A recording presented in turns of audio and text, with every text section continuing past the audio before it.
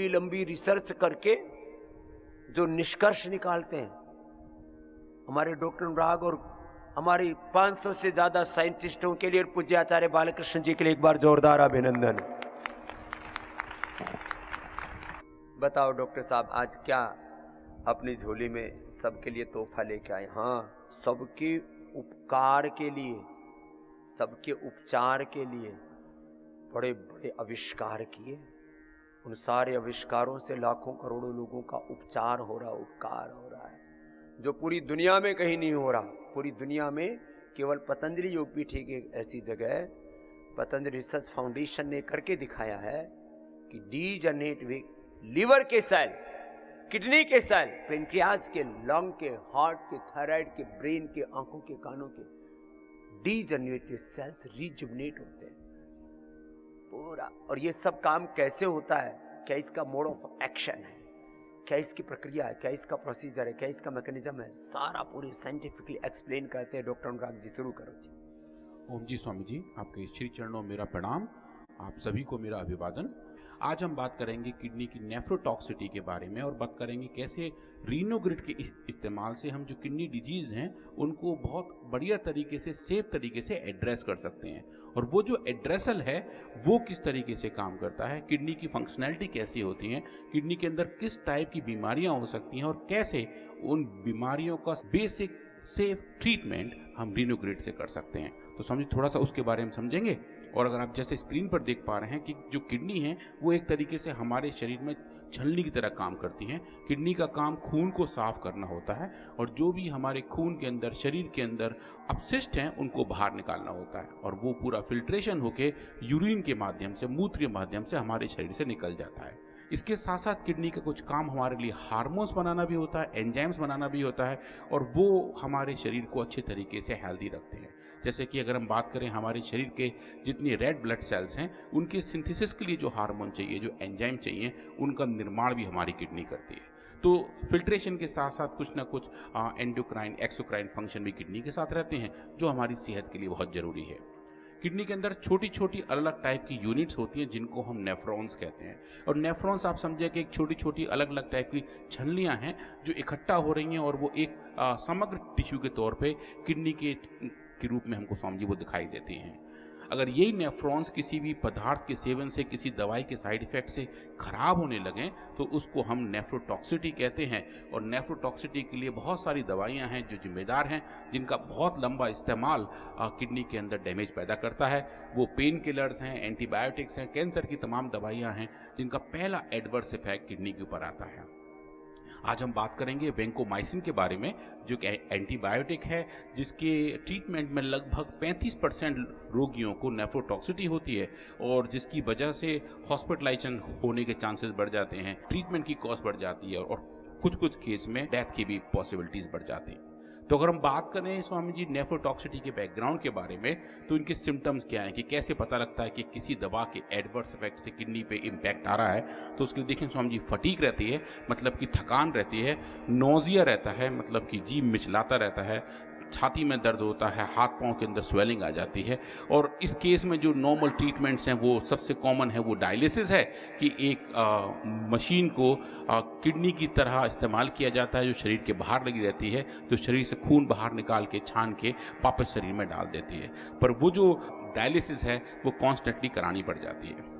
इसके लिए फिर हर्बल वर्ड में हम क्या करते हैं, स्वामी जी ये जो औषधि आज जिसके बारे में हम बात कर रहे हैं जिसका नाम है रीनोग्रिड, जिसके अंदर 7 आयुर्वेद की बड़ी बड़ी औषधियां हैं जिन्हें हम सप्तऋषि के नाम से भी जानते हैं। वो आपामार, पाषाण भेद, पलाश, वरुण, पुनर्नवा, कासनी और गोखरू, इनका एक एनरिच एक्सट्रैक्ट एक सही अनुपात में मिला के इस औषधि का फॉर्मुलेशन पूज्य आचार्य और पूज्य स्वामी जी ने किया। और ये जो फॉर्मुलेशन है ये बहुत ही ज़बरदस्त है और बहुत ही अद्भुत है। हमने इस फॉर्मुलेशन का इस्तेमाल करके, इस टैबलेट का इस्तेमाल करके ये पाया कि ये किडनी के बेसिक फंक्शनैलिटी को बहुत अच्छे तरीके से कंट्रोल और रेगुलेट करता है। आज हम देखेंगे कि इसके अंदर नेचुरली पैक्ड कौन कौन से कंपाउंड हैं, नेचर ने कौन कौन से फाइटो कंपाउंड्स इसके अंदर पैक किए हुए हैं, जिसको हम HPLC या LC-MS जो एनालिटिकल केमिस्ट्री की बड़ी टेक्निक्स हैं उनका इस्तेमाल करके देख पाते हैं कि इसके अंदर कौन कौन से कंपाउंड कितनी कितनी मात्रा में हैं। आप जो भी स्क्रीन पर देख रहे हैं स्वामी जी, ये सब वो कंपाउंड्स हैं जो आप एक एक स्ट्रक्चर देख रहे हैं, जो गोल गोल कुछ कुछ जलेबी नुमा स्ट्रक्चर्स हैं वो सब कंपाउंड्स हैं और ऐसे कंपाउंड्स हैं जो नेचर ने इस औषधि के अंदर पैक किए हुए हैं।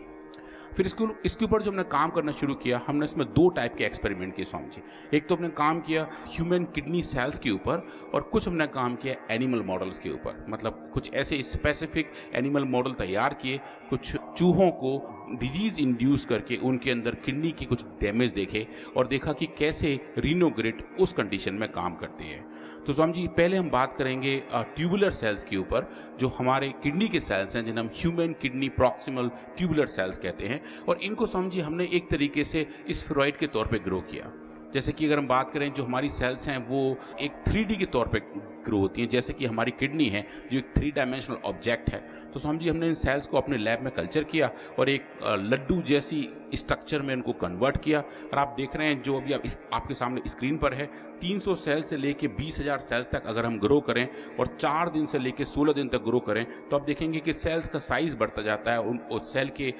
स्पिंडल का साइज़ बढ़ता जाता है और वो स्पेरॉइड में कन्वर्ट होते जाते हैं। फिर हमने पाया कि अगर हम 10,000 सेल्स को लेके अगर 16 दिन तक उनको रखते हैं तो बहुत स्टेबल स्पेरॉइड जैसे स्ट्रक्चर बन जाते हैं, जैसा कि नेचुरली एक 3D ऑर्गन के अंदर होगा। तो स्वामी जी ने पहली बार ऐसा पाया कि किडनी के इन सेल्स को हम अपने लेबोरेटरी में स्पेरॉइड के तौर पर कन्वर्ट कर पाते हैं और ये जो स्पेरॉइड्स हैं ये बेसिकली हमारे डिजीज़ टेस्टिंग के लिए, डिजीज़ इंडक्शन के लिए एक बढ़िया मार्कर बन जाते हैं। तो हमने सबसे पहले स्वामी जी वेंकोमाइसिन को लिया, जो मैं आपको बता रहा था एक ऐसी एंटीबायोटिक है जिसके 35% केसेस में, मतलब हर तीसरे पेशेंट में कुछ ना कुछ किडनी रिलेटेड डैमेजेस आते हैं। तो स्वामी जी हमने देखा कि अगर हम वेंकोमाइसिन इन सेल्स को दे रहे हैं जो HK2 के स्टेरॉइड्स हैं, आप देखेंगे जैसे जैसे हम वेंकोमाइसिन का लेवल बढ़ा रहे हैं वैसे वैसे सेल वायबिलिटी, मतलब सेल्स कितने जिंदा हैं उनकी परसेंटेज अगर हम नापें तो वो भी डोज डिपेंडेंट तरीके से कम होती जाती है। मतलब कि लगभग 4 से लेके 8 मिलीमोलर कंसंट्रेशन तक स्वामी जी लगभग आधे से ज़्यादा सेल्स मर जाते हैं। इन्हीं सेल पॉपुलेशन पे अगर हम रीनोग्रिड दे रहे हैं, सिर्फ रीनोग्रिड दे रहे हैं और कोई ट्रीटमेंट नहीं दे रहे हैं, तो आप देखेंगे स्वामी जी रीनोग्रिड अच्छे तरीके से टॉलरेटेड होता है। मतलब ये सब सेल्स रीनोग्रिड की हाईएस्ट डोज तक जाके भी जिंदा रहते हैं और उनमें कैसे भी एडवर्स इफेक्ट देखने को नहीं मिलते हैं। सेल्स की लाइफ अच्छी दिखती है, उनकी हेल्थ अच्छे दिखते हैं और ये कोई भी साइड इफेक्ट, कोई भी एडवर्स इफेक्ट देखने को नहीं मिलता है। जबकि वेंकोमाइसिन लगभग 1 मिलीमोलर से अगर हम शुरू करें आगे लेके जाएं तो हमें सेफ्टी के कंसर्न दिखने लगते हैं। तो फिर क्यों ना स्वामी जी इसको हम ज्वाइन करके देखें। इस एक्सपेरिमेंट में हमने क्या किया कि सेल्स को पहले ट्रीट किया वेंकोमाइसिन से और उसके साथ साथ रीनोग्रिड को भी दिया और ये देखा कि अगर रीनोग्रिड प्रेजेंट है तो क्या हम रीनोग्रिड की वजह से जो भी वेंकोमाइसिन डिपेंडेंट सेल डेथ थी क्या हम उसको रिवर्स कर पाते हैं या उसको रोक पाते हैं या उसको बिल्कुल वापस वहीं ला पाते हैं जहाँ नेचुरली होना चाहिए। तो स्वामी जी ये जो आप देखेंगे डेटा जो आप स्क्रीन पर देख रहे हैं कि रीनोग्रिड की प्रेजेंस में हमने पहली बार ये पाया कि वेंकोमाइसिन की वजह से जो सेल डेथ हो रही थी, जो आप लगभग यहाँ इतना देख रहे हैं, वो डोज डिपेंडेंट तरीके से बचने लगी। प्रोटेक्शन हमें दिखने को मिला और टॉक्सिकोलॉजिकल इवेंट जो थे, जो टॉक्सिटी थी, उसका रिवर्सल स्वामी जी हमें पहली बार ये देखने को मिला। ये स्वामी जी एक अच्छी फाइंडिंग थी और हमने पहली बार ये पाया कि एक हर्बल मेडिसिन इस तरीके के स्पेसिफिक फिनोटाइपिक रिस्पॉन्स दे सकते हैं। तो अगर हम इसको लेके आगे चले तो फिर ऐसा अगर है तो उसके मेन कारण क्या हो सकते हैं। तो स्वामी जी हमने फिर काम किया और ये देखने का प्रयास किया कि वेंकोमाइसिन जैसी जो औषधि है, जो एंटीबायोटिक है, ये टॉक्सिटी पैदा कैसे करती है, इसका मोड ऑफ एक्शन खुद का क्या है। तो स्वामी जी उसके लिए हमने काम किया और पाया कि एक स्पेसिफिक ट्रांसपोर्टर है। हर एक कोशिका के अंदर एक अलग टाइप के ट्रांसपोर्टर्स होते हैं जो एक ड्रग को अपने अंदर रखते हैं या फिर एक ड्रग को बाहर निकालते हैं। जैसे हमारे कमरे के अंदर खिड़कियां और दरवाजे होते हैं, ऐसी हर एक कोशिका के अंदर स्पेसिफिक खिड़कियां और दरवाजे होते हैं दवा को अंदर जाने के लिए और बाहर जाने के लिए। तो हमने पाया कि रीनोग्रिड जो है वो स्वामी जी इन दरवाजों को बहुत अच्छे तरीके से कंट्रोल करता है और पीजीपी नाम का जो इफ्लक्स ट्रांसपोर्ट है, पीजीपी नाम का जो दरवाजा है, उसको कंट्रोल करता है, जिसकी वजह से वेंकोमाइसिन का जो अपना बेसल ट्रांसपोर्ट है वो अच्छे तरीके से रेगुलेट होना शुरू हो जाता है, जिसकी वजह से उसकी टॉक्सिटी कम हो जाती है। हमने स्वामी जी इन दरवाजों के खोलने बंद करने के तरीकों को नापा और ये देखा कि कैसे ये ड्रग काम कर सकती है। उसके बाद जो दो बड़े मॉलिक्यूल हैं जिनको हम किडनी इंजरी मॉलिक्यूल कहते हैं, जिनको आप अपने ब्लड टेस्ट में भी नापते हैं, ये देखते हैं कि कैसे हमारे शरीर के अंदर किडनी के जो इंजरीज हैं उनके मार्कर कौन कौन से हैं। उनको समझिए हमने एक्सपेरिमेंट में भी नापा और इस HK2 स्फेरॉइड के एक्सपेरिमेंट देखा कि जब हम वैंकोमाइसिन देते हैं तो KIM-1 किडनी इंजरी मॉलिक्यूल का लेवल बढ़ जाता है, लगभग हम जब देखें तो 4 से 4.5 गुना बढ़ जाता है। और जब हम दे रहे हैं रीनोग्रेट तो उसके प्रेजेंस में आप देखिए समझिए डोज डिपेंडेंट तरीके से KIM-1 का लेवल कम हो जाता है। और दूसरा ऐसा एक और मॉलिक्यूल इसको हम NAG कहते हैं, N-acetyl beta D ग्लूटामेज, Swami ji इसका लेवल भी बीमारी के दौरान बढ़ता है। वो हमने यहाँ भी पाया और पाया है दोनों बढ़े हुए लेवल रीनोग्रिड की वजह से डोज डिपेंडेंटली कम हो जाते हैं, जो ये बताते हैं कि रीनोग्रिड एक किडनी के स्पेसिफिक तरीके से काम करता है। फिर स्वामी जी हमने इनके जीन एक्सप्रेशन देखे, क्योंकि हर एक बायोलॉजिकल एक्टिविटी किसी न किसी जीन के साथ लिंक होती है, किसी न किसी बायोलॉजिकल रेस्पॉन्स के साथ लिंक होती है। और देखा कि कौन कौन से जीन्स हैं, कौन कौन से mRNA हैं जिनका लेवल इस बीमारी के दौरान चेंज होता है। तो स्वामी जी हमने दो देखे, एक तो है NGAL और दूसरा है MMP7, जो एक तरीके के प्रोटीएसेस हैं। और पाया कि वैंकोमाइसिन की वजह से इन दोनों की जीन के लेवल बढ़ जाते हैं। जो आप यहाँ देख रहे हैं स्वामी जी, ये नॉर्मल अनट्रीटेड सेल्स हैं, ये वैंकोमाइसिन ट्रीटेड सेल्स हैं, ये नॉर्मल अनट्रीटेड सेल्स हैं और ये वैंकोमाइसिन ट्रीटेड सेल्स हैं। आप देखें ये जो बढ़े हुए लेवल हैं ये डोज डिपेंडेंट तरीके से कम होते हैं जब हम इन सेल्स को रीनोग्रिड देना शुरू कर देते हैं। ये देख कर स्वामी जी डेटा बड़ा अच्छे लगे और इस डेटा को देख के हमें बात समझ में आई कि रीनोग्रिड के अंदर कुछ ऐसी काबिलियत है, कुछ ऐसी स्पेसिफिक एक्टिविटी है कि वो किडनी स्पेसिफिक इंजरी को रेगुलेट और कंट्रोल कर सकती है। तो स्वामी जी इसको लेके हमारी टीम बहुत एक्साइट हुई और फिर हमने कुछ एनिमल मॉडल डेवलप किए, मतलब चूहों के अंदर काम हमने किया। और चूहों को हमने फिर स्वामी जी वैंकोमाइसिन दिया, दिन में 2 बार दिया, 150 mg/kg सुबह और 200 mg/kg शाम को। और उसको देने के साथ साथ हमने पैरेलल में उनको रीनोग्रिड भी दिया। तो हमारा ऑब्जेक्टिव क्या था कि हम ये देखना चाह रहे थे कि वैंकोमाइसिन की वजह से क्या हम कुछ स्पेसिफिक किडनी स्पेसिफिक डैमेजेस इन एनिमल्स में देख सकते हैं, और अगर देख रहे हैं तो क्या रीनोग्रिड के प्रेजेंस में हम उसको रिवर्स कर सकते हैं या उसको होने से रोक सकते हैं, और अगर कर सकते हैं तो किस डोज पे कर सकते हैं। क्योंकि स्वामी जी इसके लिए हमने अलग अलग डोज का इस्तेमाल किया। जैसे स्वामी जी हर बार कहते हैं कि चाहे वो योग हो चाहे वो आयुर्वेद हो, अगर सही मात्रा पे सही समय पे करेंगे तो उसका प्रभाव अच्छा होता है और भरपूर मिलता है। तो स्वामी जी उसके लिए हमने काम करना शुरू किया और रीनोग्रिड की 4 अलग अलग डोज पे काम किया, चाहे वो ह्यूमन डोज हो, चाहे वो ह्यूमन डोज से कुछ कम हो या कुछ ह्यूमन डोज से ज़्यादा हो। हमने स्वामी जी एक डोज जानबूझ के बहुत कम ली थी, जो ह्यूमन डोज की लगभग 20 गुना कम डोज थी, और ये देखने का प्रयास किया कि अगर हम कम मात्रा में औषधि लेंगे तो क्या उसके इफेक्ट अच्छे आएंगे या नहीं आएंगे। तो बहुत सारे प्रश्न एक ही एक्सपेरिमेंट से करने का प्रयास किया और ये देखा कि क्या वैंकोमाइसिन इन एक्सपेरिमेंटल एनिमल्स में किडनी डैमेज इंड्यूस करेंगे, और अगर करेगा तो क्या हम रीनोग्रिड के इस्तेमाल से उसको रेगुलेट कर सकते हैं या उसको कंट्रोल कर सकते हैं। तो समझ ये हमने काम किए और ये बहुत ही क्विक एक्सपेरिमेंट थे। कुल मिला के समझिए ये 15 या 20 दिन के एक्सपेरिमेंट थे सब मिला के, और हमने पाया कि 9 दिन के एक्सपोजर से किडनी डैमेज होती हैं और उनको हम रीनोग्रिड की वजह से रिवर्स भी कर सकते हैं। तो समझिए सबसे पहले हम देखें इन्हीं एनिमल्स के अंदर जो किडनी फंक्शन है, जिसको सब लोग आजकल टेस्ट भी कराते हैं, जिसको हम KFT कहते हैं, किडनी फंक्शन टेस्ट, जिसके अंदर 2 बड़े पैरामीटर होते हैं। एक तो होता है सीरम क्रेटिनिन, आजकल सब लोग उसको पहचानते भी हैं, जो किडनी की हेल्थ का एक अच्छा पैरामीटर माना जाता है, और दूसरा होता है ब्लड यूरिया नाइट्रोजन, जिसको BUN भी कहा जाता है। तो स्वामी जी इन एनिमल्स के अंदर हमने देखा कि सीरम क्रेटिनिन का लेवल डिजीज कंडीशन में बढ़ गया था, मतलब कि जिन एनिमल्स को हमने वैंकोमाइसिन दिया था उनका सीरम क्रेट लेवल बढ़ गया था, और आप देखेंगे ये बढ़ा हुआ लेवल रीनोग्रिड के ट्रीटमेंट की वजह से कम होना शुरू हो गया था। और आप देखेंगे जैसे जैसे हम डोज बढ़ा रहे थे वैसे वैसे लगभग वहीं वापस पहुंच गया था जहाँ नॉर्मल नेचुरली इन एनिमल्स के अंदर होना चाहिए था। ऐसा ही हमने देखा ब्लड यूरिया नाइट्रोजन के साथ, जो बन हम कहते हैं स्वामी जी, जो वो भी डिजीज एनिमल्स में बढ़ गया था, और उसके साथ साथ जैसे जैसे हम रीनोग्रिड दे रहे हैं वो डोज डिपेंडेंट तरीके से कम होना शुरू हो गया। इसका हमने स्वामी जी फिर ये भी नापा कि अगर ऐसा है तो इनका क्लियरेंस कैसा है, मतलब कितने तेज़ी से ये हमारे शरीर से, इन एनिमल्स के शरीर से बाहर निकल रहे हैं। तो आप देखेंगे डिजीज़ कंडीशन में बर्न का क्लियरेंस कम हो जाता है, इसी की वजह से रक्त में उसका लेवल बढ़ता है और सीरम क्रेट का लेवल भी कम हो जाता है, सीरम क्रेट का लेवल बढ़ जाता है, जिसकी वजह से उसका क्लियरेंस भी कम हो जाता है। और हमने पाया कि बर्न और क्रेट दोनों का क्लियरेंस जो कम हो गया था वो रीनोग्रिड की वजह से स्वामी जी डोज डिपेंडेंट तरीके से वापस नॉर्मल होना शुरू हो चुका था। ये हर्बल बर्ड की शायद एक अच्छी पहली प्रमाणिक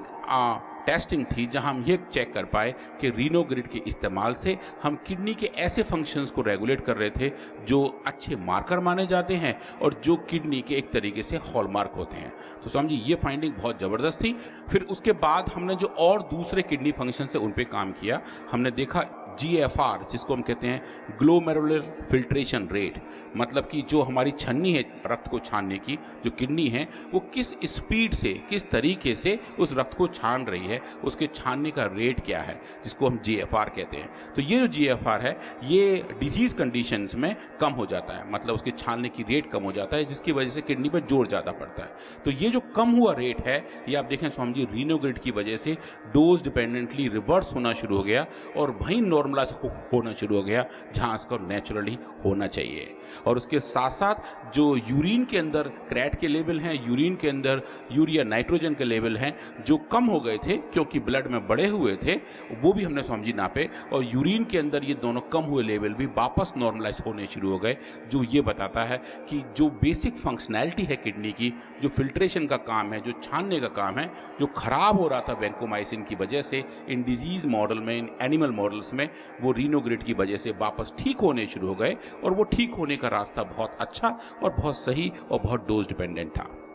उसके बाद हमने इन एनिमल्स के किडनी को आइसोलेट किया, उनके अंदर देखा कि किस तरीके के स्ट्रक्चरल चेंजेस हमें देखने को मिले थे, किडनी एज एन टिश्यू कैसे काम कर रहा था, उसका वजन कितना था, उसके अंदर किस टाइप के जीन एक्सप्रेशंस हो रहे थे, किस टाइप के प्रोटीन एक्सप्रेशन हो रहे थे और कौन कौन से मार्कर थे जो किडनी को लेके स्पेसिफिक माने जाते हैं। तो स्वामी जी अगर आप देखें जो लेफ्ट हैंड साइड में आप देख रहे हैं ये किडनी का वेट है, मतलब कि एक किडनी का वजन कितना था एक एनिमल के वजन के सापेक्ष, मतलब कि अगर कोई भारी चूहा है जिसका वजन थोड़ा सा ज़्यादा है तो उसकी किडनी भी थोड़ी भारी हो सकती है। तो उस एनिमल के किडनी को आइसोलेट करके उसके एब्सोल्यूट वेट के साथ उसको हम नॉर्मलाइज करते हैं ताकि हम पॉपुलेशन का डेटा देख पाएँ। एक एक ग्रुप में लगभग 8-8 या 10-10 एनिमल होते हैं, तो हम ये देखते हैं कि एक पूरे ग्रुप में जहाँ हमारे पास इतने एनिमल हैं उसमें डेटा कैसा आ रहा है, उसमें रेस्पॉन्स कैसे हैं। तो समझिए आप देखेंगे स्क्रीन पर जहाँ मेरा कर्सर है ये रिलेटिव वेट ऑफ किडनी है, ये नॉर्मल ग्रुप हैं जिनको हमने कोई भी ट्रीटमेंट या कोई भी डिजीज इंडक्शन नहीं किया था। आप देखें लगभग किडनी का वेट इतना रहता है बॉडी वेट के सापेक्ष, पर डिजीज कंडीशन में ये बढ़ जाता है क्योंकि किडनी का साइज बढ़ जाता है इन्फ्लेमेशन की वजह से, सूजन की वजह से, और ये बढ़ा हुआ वेट आप देखें रीनोग्रिड के ट्रीटमेंट के साथ डोज डिपेंडेंट तरीके से कम होना शुरू हो जाता है, जो ये बताता है कि हमने जो ब्लड पैरामीटर मेजर किए थे उनका इम्पैक्ट सीधा किडनी के ऊपर था और जो किडनीज थी जो पूरा उनका वेट था वो भी डोज डिपेंडेंट तरीके से री रेगुलेट होना शुरू हो जाता है। उसके साथ साथ इन किडनी के अंदर जो हमने पहले अपने एक्सपेरिमेंट में देखे थे, जो हम ह्यूमन सेल्स पे काम कर रहे थे, जो ह्यूमन स्पेरॉइड के ऊपर बात कर रहे थे, जहां हमने kidney injury molecule KIM KIM-1 को देखा था, NAG को देखा था, उन दोनों को इन किडनी टिश्यू में भी हमने नापा जो चूहों से आ रही थी और पाया कि इन दोनों मार्कर का भी अप रेगुलेशन इस डिजीज के दौरान देखा गया था। और ये जो बढ़ा हुआ लेवल है ये रीनोग्रिड ने डोज डिपेंडेंट तरीके से भी कम हुआ। तो ये बताता है कि जो फाइंडिंग हमने अपने सेल बायोलॉजिकल एक्सपेरिमेंट में देखे थे, जो ह्यूमन सेल्स के साथ हमने काम किए थे, लगभग वैसा ही मैचिंग डेटा हमें एनिमल्स के साथ भी देखने को मिला और पाया कि जो किडनी के फंक्शनैलिटीज़ हैं, जो उनके मॉलिक्यूलर मार्कर्स हैं, जो एक तरीके से किडनी के हेल्थ के बारे में बताते हैं, उनको अगर हम मेजर करें तो इस एनिमल मॉडल में वो मार्कर्स बढ़े हुए थे जो आप यहाँ देख रहे हैं स्क्रीन पे जहाँ मेरा कर्सर है, और ये दोनों बढ़े हुए मार्कर रीनोग्रिड की ट्रीटमेंट की वजह से नॉर्मलाइज हो गए और लगभग लौट के वहाँ आ गए जहाँ नेचुरली इनको होना चाहिए था। उसके बाद समझिए हमने कुछ और लेवल डीप एक्सपेरिमेंट पे गए और ये देखने का प्रयास किया कि किडनी के अंदर स्ट्रक्चरल चेंजेस कितने हैं। तो स्वामी जी, जो हमने इन किडनी के हिस्टोपैथोलॉजी पे काम किया, मतलब इनकी किडनी को आइसोलेट करके, उनको स्लाइस करके, उन टिश्यूज़ को माइक्रोस्कोप के अंदर देखा और देखा कि किडनी के अंदर कैसे स्ट्रक्चरल डैमेजेस वैंकोमाइसिन की वजह से, डिजीज़ इंडक्शन की वजह से पैदा हुए हैं। तो स्वामी जी, आप देखेंगे यहाँ जहाँ जो मेरा कर्सर है, ये वो वाले टिश्यूज़ हैं जो हमने नॉर्मल किडनी से लिए हुए हैं, जिनके अंदर कोई बीमारी इंड्यूस नहीं की गई थी, इन्हें कोई ट्रीटमेंट नहीं दिया गया था। आप देखें स्वामी जी, यहाँ जो मेरा कर्सर है, ये वो किडनी ट्यूब्यूल है जो मैं आपको बता रहा था नेफ्रॉन के बारे में, जो एक फंक्शनल यूनिट है, जो आप देखिए ये जैसा नेचुरली नेचर ने इन किडनीज़ को बनाया हुआ है। अगर हम इंसानों की किडनी भी देखें, वो भी लगभग देखने में हिस्टोपैथोलॉजिकली ऐसी ही दिखती हैं। अगर हम इस सिचुएशन के बाद इन एनिमल्स को जब देते हैं वैंकोमाइसिन, मतलब कि नेफ्रोटॉक्सिटी इंड्यूस करते हैं, डिजीज इंड्यूस करते हैं, तो आप देखें स्वामी जी, ये जो किडनी के ट्यूब्यूल्स हैं, इनके अंदर अलग अलग टाइप के इन्फ्लेमेशन आने शुरू हो जाते हैं, नेक्रोसिस आने शुरू हो जाती है, ट्यूब का डायलिटेशन होना शुरू हो जाता है और इन्फ्लेमेटरी सेल इन्फिल्ट्रेशन शुरू हो जाते हैं। जो आप देखें जहाँ जहाँ हमने ये एरो लगाए हुए हैं, जो ये बता रहे हैं कि ये जो नॉर्मल सिचुएशन है, इसके मुकाबले इसमें काफ़ी डिविएशन है, और जो स्ट्रक्चरल चेंजेस हैं वो ये बता रहे हैं कि हिस्टोपैथोलॉजिकली ये किडनी अब डिजीज्ड एनिमल के साथ हैं और इनके अंदर जैसे भी फाइंडिंग्स हैं वो हम आराम से रिकॉर्ड कर पा रहे हैं। जो ये बता रहे हैं कि इन एनिमल्स के अंदर डिजीज़ बहुत स्ट्रांगली इंड्यूस हुई थी और जो डिजीज़ के कारक थे वो सामने अब दिखाई दे रहे थे। अब इस बैकग्राउंड पे स्वामी जी, अगर हम देखें कि रीनोग्रिड का जहाँ हमने ट्रीटमेंट दिया था, जहाँ रीनोग्रिड का कम डोज का ट्रीटमेंट दिया था, थोड़ी सी ज़्यादा डोज का ट्रीटमेंट दिया था, ह्यूमन डोज का ट्रीटमेंट दिया था और ह्यूमन इक्विवेलेंट से थोड़ा ज़्यादा दिया था। अब देखें स्वामी जी, जैसे जैसे हम रीनोग्रिड का डोज बढ़ा रहे हैं, वैसे वैसे जो स्ट्रक्चरल चेंज आपको यहाँ दिख रहे थे, जिनकी वजह से किडनी के अंदर आर्किटेक्चरल प्रॉब्लम दिख रही थी, हिस्टोपैथोलॉजिकल चेंजेस दिख रहे थे, वो आप देखें स्वामी जी डोज डिपेंडेंट तरीके से वापस वहीं होते दिख रहे हैं, जैसा कि नॉर्मल नेचुरल तरीके से इन सेल्स के अंदर, इन टिश्यू के अंदर होना चाहिए था। मतलब कि अगर आप यहाँ देखें, ये वो वाला ग्रुप है उन एनिमल्स का है जिनके अंदर डिजीज इंड्यूस करने के बाद हमने इनको रीनोग्रिड दिया था, और आप देखेंगे कि उसकी वजह से जैसे फाइंडिंग थे वो लौट के वहीं वापस आते दिख रहे थे, जो अच्छे तरीके से हमें बता रहे थे कि रीनोग्रिड की वजह से जो भी स्ट्रक्चरल चेंजेस थे, हिस्टोपैथोलॉजिकल चेंजेस थे, वो रेगुलेट होने शुरू हो गए थे और रीनोग्रिड ने इन वैंकोमाइसिन डिपेंडेंट चेंजेस को नॉर्मलाइज कर दिया था और ये नॉर्मलाइजेशन बहुत सिग्निफिकेंट थे। इसको स्वामी जी हम क्वांटिफाई कर सकते हैं, क्योंकि आप जो अभी स्क्रीन पर देख रहे थे वो एक सिंगल एनिमल का डेटा देख रहे थे, क्योंकि एक एक ग्रुप में 8 से लेकर 10-10 एनिमल होते हैं। हर किसी एनिमल के स्लाइस को हम इंडिविजुअली रीड करते हैं और एक्चुअली वो हमारे साइंटिस्ट जो ये रीड करते हैं उनको ये पता नहीं होता कि कौन सी स्लाइड किस एनिमल से आ रही होती है। तो इस स्वामी जी बिल्कुल ब्लाइंडेड डेटा होता है, पर जब हम इस डेटा को बाद में डिकोड करते हैं तो हमें ये देखने को मिलता है कि जो फाइंडिंग हमारे पास हैं वो बहुत रोबस्ट हैं, बहुत ज़बरदस्त हैं। और आप देखें कि अगर आप अलग अलग तरीके से अलग अलग हिस्टोपैथोलॉजिकल मार्कर को देखें, चाहे वो ट्यूबुलर नेक्रोसिस का स्कोर हो, ट्यूबुलर डायलिटेशन का स्कोर हो, ट्यूबुलर कास्ट का स्कोर हो या फिर ट्यूबुलर इन्फ्लेमेशन का स्कोर हो, आप देखें हर स्कोर में जैसे जैसे आप देख रहे हैं रीनोग्रिड ट्रीटमेंट दिया जा रहा है, वैसे वैसे डिजीज डिपेंडेंट चेंजेस भी कम होने जा रहे हैं। और हम जब देखें टोटल लेजेंड स्कोर के साथ कि जब हम इन सब को समग्र तौर पर देखते हैं तो हम देखते हैं कि जो भी इस डिजीज स्पेसिफिक मार्कर थे, डिजीज स्पेसिफिक हिस्टोपैथोलॉजिकल चेंजेस थे, वो स्वामी जी अच्छे तरीके से रेगुलेट हो गए थे। और जो भी हम स्कोर्स की बात कर रहे हैं स्वामी जी, वो बहुत बढ़िया तरीके से हेल्दी तरीके से नॉर्मलाइज होने शुरू हो चुके थे। अब उसके बाद स्वामी जी हमने देखा अगर ऐसा है तो क्या इन एनिमल्स में और किस किस टाइप के चेंजेस आ रहे हैं। हमने इन एनिमल्स का ब्लड आइसोलेट किया, उसमें से सीरम लेके उसके अंदर अलग अलग टाइप के बायोमार्कर देखे और ब्लड के अंदर जो ब्लड सेल्स हैं उनका मेजरमेंट किया, चाहे वो WBCs हों या WBC के साथ जो उनके स्पेसिफिक मार्कर्स हैं वो देखे, हीमोग्लोबिन देखे, RBCs देखे, प्लेटलेट काउंट्स देखे, इन सबको स्वामी जी नापा हमने। तो आप देखेंगे ये जो जहाँ मेरा कर्सर है ये TLC है, मतलब टोटल ल्यूकोसाइट काउंट, कितने सेल्स हैं, कितने वाइट ब्लड सेल्स हैं। तो आप देखें स्वामी जी नॉर्मल कंडीशन में ये लगभग 10,000 सेल्स पर माइक्रोलीटर होते हैं, डिजीज कंडीशन में स्वामी जी ये 17,000 तक पहुंच जाते हैं, जो ये बताते हैं कि इन एनिमल्स के अंदर ल्यूकोसाइटोसिस इंड्यूस हो चुकी थी, जो कि एक मार्कर है नेफ्रोटॉक्सिटी का। और स्वामी जी जब हम देख रहे हैं, जब इनको हम दे रहे हैं रीनोग्रिड, तो आप देखिए ये जो नंबर लगभग 18,000 17,800 के आसपास था, वो स्वामी जी डोज डिपेंडेंट तरीके से कम होना शुरू हो जाता है और लगभग रीनोग्रिड की 600 मिलीग्राम पर केजी डोज पे जाकर देखें तो लगभग वही पहुंच जाता है जहां पे नेचुरली नॉर्मल कंट्रोल एनिमल्स के अंदर ऐसा है। उसके बाद हमने स्वामी जी इनके अंदर न्यूट्रोफिल्स देखे, लिम्फोसाइट देखे, मोनोसाइट्स देखे, ईस्नोफिल्स देखे, बेसोफिल्स देखे, अलग अलग टाइप के WBCs को नापा जिनको हम DLC कहते हैं, डिफरेंशियल ल्यूकोसाइट काउंट्स, और पाया कि जो भी एबरेंट चेंजेस हमें दिख रहे थे वो स्वामी जी डोज डिपेंडेंट तरीके से रीनोग्रिड को ठीक किया था। हमने स्वामी जी इसके साथ साथ हीमोग्लोबिन का लेवल भी देखा, RBC के काउंट भी देखे और प्लेटलेट्स के काउंट भी देखे और देखे कि जो भी चेंजेस थे वो सब अच्छे थे और कैसा भी कोई भी हमें एडवर्स इफेक्ट देखने को नहीं मिला था। मतलब कि हमने स्वामी जी सिर्फ सुप्रभाव को ही देखे था, हमें कोई दुष्प्रभाव देखने को किसी भी इस ग्रुप में नहीं मिला था। जब स्वामी जी इस डेटा को लेकर हम आगे गए तो हमारे जो कुछ रिव्यूअर्स हैं, जहां हम अपने पेपर्स पब्लिकेशन को भेजते हैं, तो एक क्वेरी उनके एंड से ये आई थी कि हम बात तो कर रहे हैं कि ये दवा अच्छे तरीके से किडनी को ठीक करती है, किडनी को ठीक करने में हेल्प करती है, क्या इसके कोई एडवर्स इफेक्ट हैं क्या? तो स्वामी जी हमने पहले देखा कि जो ब्लड सेल्स हैं उस पर कुछ ज़्यादा एडवर्स इफेक्ट हमें देखने को नहीं मिले थे। जो खराब इफेक्ट थे वैंकोमाइसिन के, हम उनको रिवर्स कर पा रहे थे। पर क्वेरी ये थी कि क्या ऐसा लिवर फंक्शन के साथ भी होता है? तो स्वामी जी लिवर के दो बड़े पैरामीटर हैं जिनको हम ALT AST कहते हैं, SGOT SGPT कहते हैं, जो आजकल भी हम अपने ब्लड में खूब अच्छे से नापते हैं। तो स्वामी जी वो भी हमने इन एनिमल्स के अंदर नापे और ये देखा कि जो लिवर फंक्शन के दोनों पैरामीटर हैं उनके अंदर कैसा भी कोई भी चेंज देखने को नहीं मिला था। मतलब कि रीनोग्रिड की वजह से हमें कोई भी नॉन क्लिनिकल सेफ्टी कंसर्न्स नहीं मिले और ये हमें पता लगा कि रीनोग्रिड की जो सेफ्टी प्रोफाइल है वो बहुत एक्सेप्टेबल है और जो भी लेवल हमें AST और ALT के मिले थे जैसे कि नॉर्मल कंडीशन में थे, हमें समझिए वैसे ही रीनोग्रिड ट्रीटमेंट कंडीशंस में मिले।